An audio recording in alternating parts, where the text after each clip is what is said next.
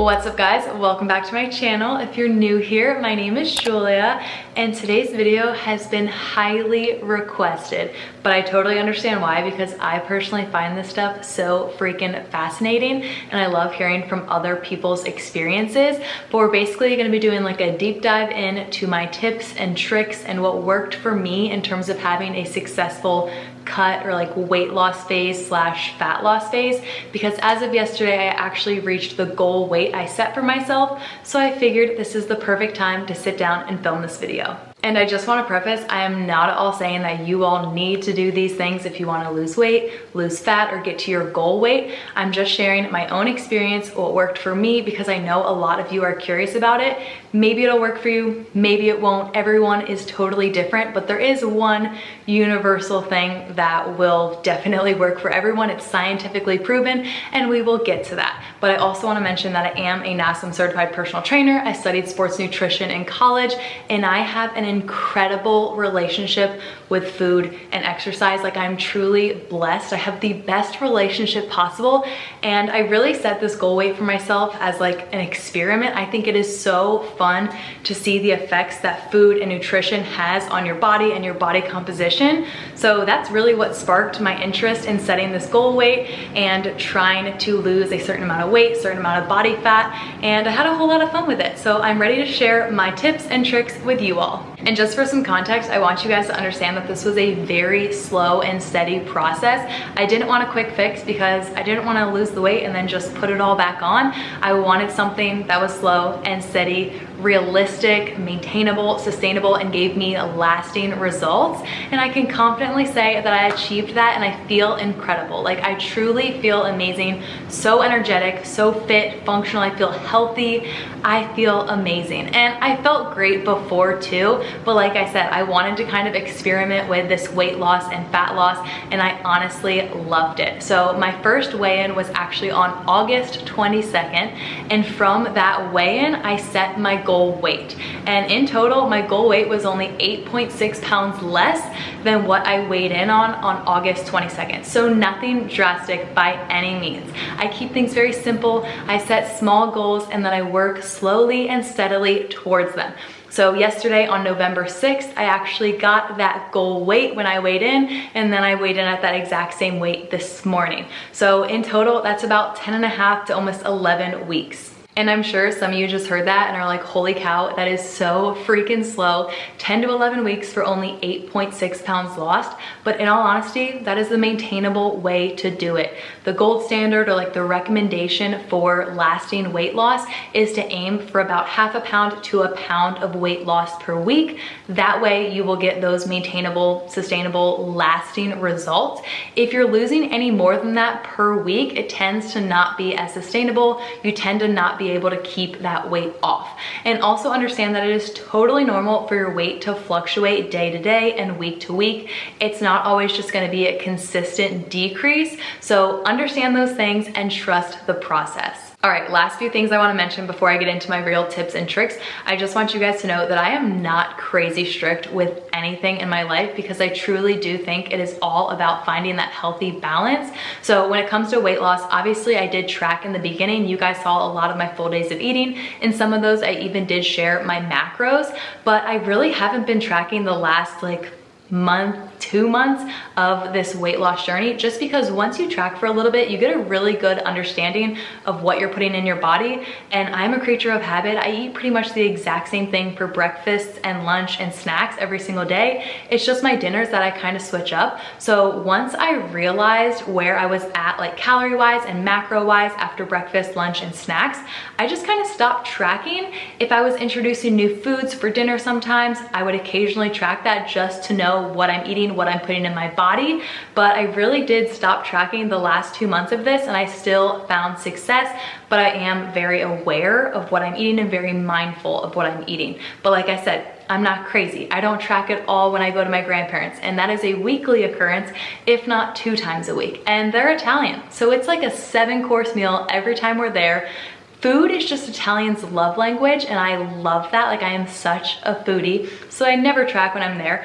I never track when we eat out, which typically, if it's just Cameron and I, we eat out about once a week, but we did just have guests in town for 10 days in a row, and we ate out every single day. 10 days in a row, I ate whatever I wanted, didn't track a thing. So just understand, I was not super freaking strict. If I were, maybe I would have gotten to my goal weight a little bit quicker, but like I said, I was going for the slow, steady, sustainable approach that still had balance in my life. And once again, this is just what worked for me. Take this all with a grain of salt, but I know a lot of you are curious about it, so let's get into my 6 tips. All right, starting off strong with the number one thing that you must do if you want to lose weight. Like, this literally holds true for absolutely everyone in the world. It's not up for discussion. It is scientifically proven that if you want to lose weight, you need to be in a calorie deficit. And being in a calorie deficit means that you are consistently consuming less calories than you are expending or burning each day. So there are multiple ways you can achieve a calorie deficit. You can either decrease your calorie intake by eating less food each day. You can increase your calorie expenditure by doing more exercise each day, or you can do a little combination of both, where you're decreasing your calorie intake a little bit and also increasing your calorie expenditure a little bit. But you need to be in a calorie deficit if you want to lose weight. And there are ways you can guarantee you're in a calorie deficit by first tracking your calories to find your maintenance calories. So for example, track your calories for a week, weigh yourself at the beginning of the week, end of the week. If you stay the exact same weight, those are your maintenance calories. Typically, I have my clients track their normal eating habits for 1 week. If they stay the exact same that entire week, that's their maintenance, and you can deduct from there to find your calorie deficit. I typically say anywhere from 300 to 500 calories less than maintenance is a good deficit. When I was tracking in the beginning of this weight loss journey, I was aiming for about a 300 calorie deficit because, once again, I wanted that slow and steady, maintainable process to get me to that goal weight. Now getting into the actual specific tips that I utilize and I incorporate into my lifestyle throughout these past 10 to 11 weeks. Tip number 2 is gonna come as no surprise to absolutely anyone, because I guarantee you have seen me do this every single day of my life, and it is taking my daily walks outside. This is honestly something I have done for years and years and years, ever since I was like a freshman in college. I love my daily outdoor walks. Like, it is my happy time. I call my mom, I listen to podcasts, I listen to music. Like, I just genuinely love that time, but it is something that I do every single day, and it adds to my calorie expenditure. So if you're someone who doesn't walk at all and you have like a desk job or you're just very sedentary, add in some daily walks. That is a super easy and enjoyable way to increase that calorie expenditure, thus increasing that calorie deficit.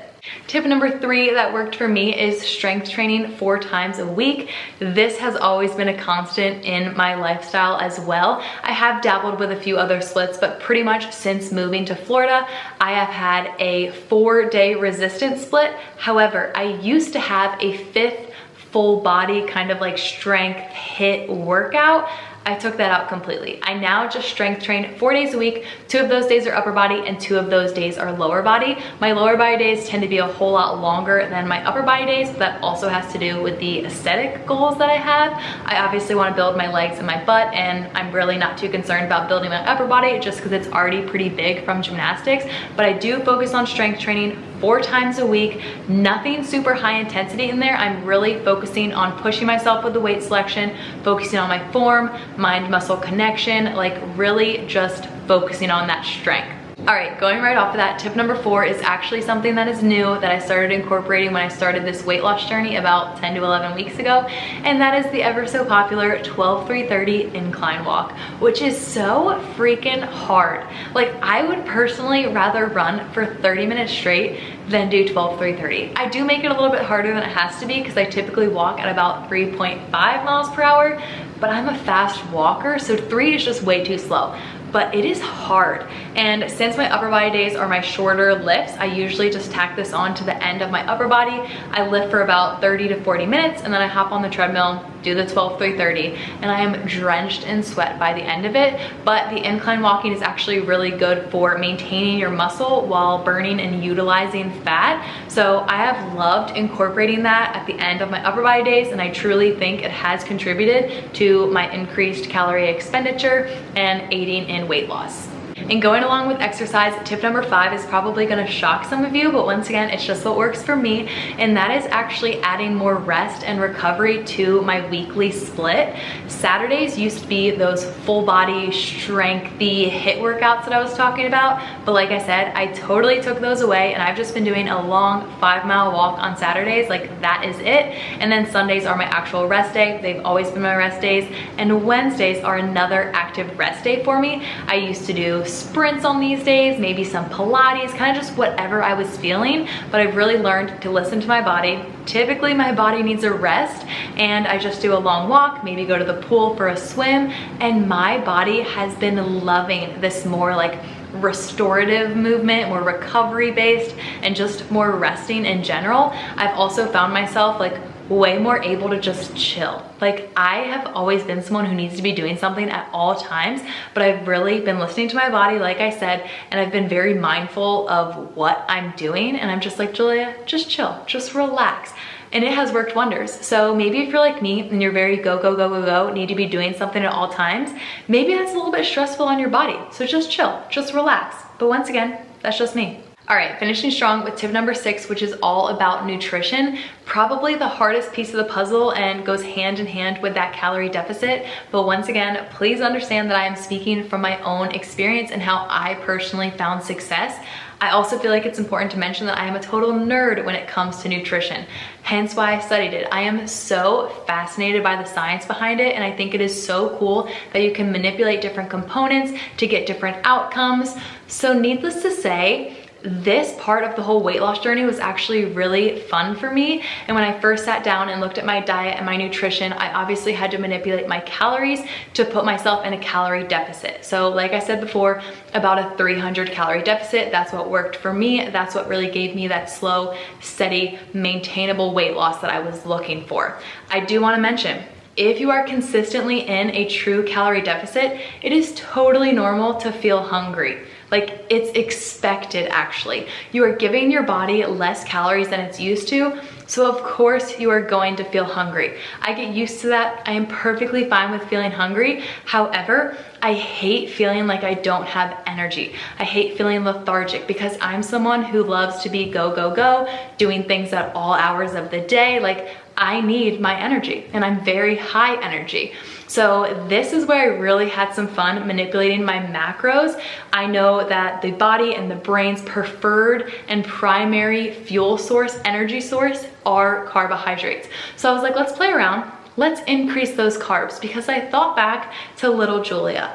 She thrived on buttered noodles and loaves of Italian bread.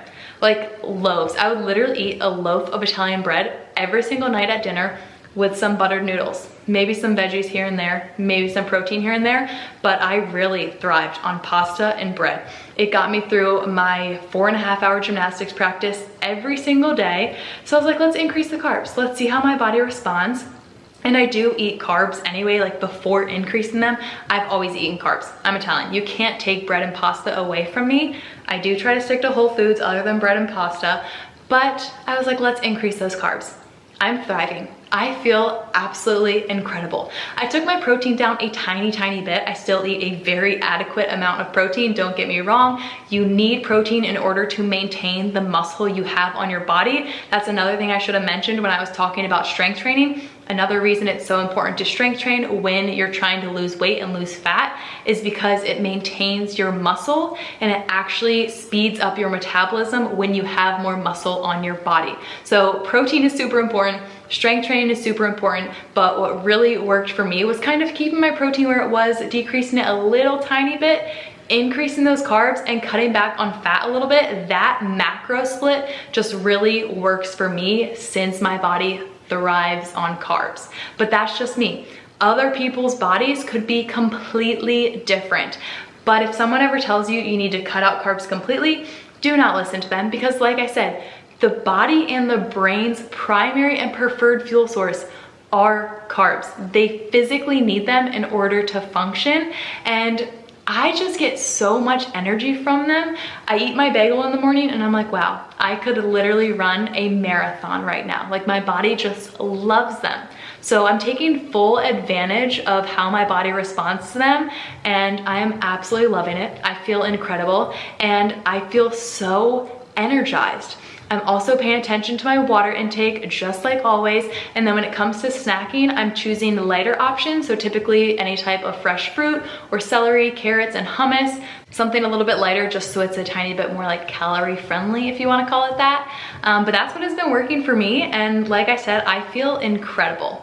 Once again, this is just what works for me, and what works for me isn't going to guarantee success for you, especially when it comes to the nutrition piece. Everyone's bodies are different, everyone's metabolisms are different, and nutrition is such a complex, individualized thing. So I feel like each individual kind of needs to experiment with that on their own, safely, or even with a nutrition professional, in order to figure out what works best for them, what makes them feel their best, what makes them feel fueled and energized, because nutrition is not a one-size-fits-all thing at all, in the slightest. So once again, take this with a grain of salt. This is just what works for me. I wanted to share my experience because I've been getting so many questions. You all have been so curious about everything through this weight loss journey, and I love that you all are so invested, because it helps keep me invested and helps keep me on track. So thank you for that, and I really hope you enjoyed this video. I hope you learned something from it, and I hope it was helpful. If you have any other questions, feel free to comment them down below. Feel free to DM me. I would love to help answer those. And if you did enjoy this video, don't forget to give it a like, make sure you're subscribed, and I will see you all next time. Bye.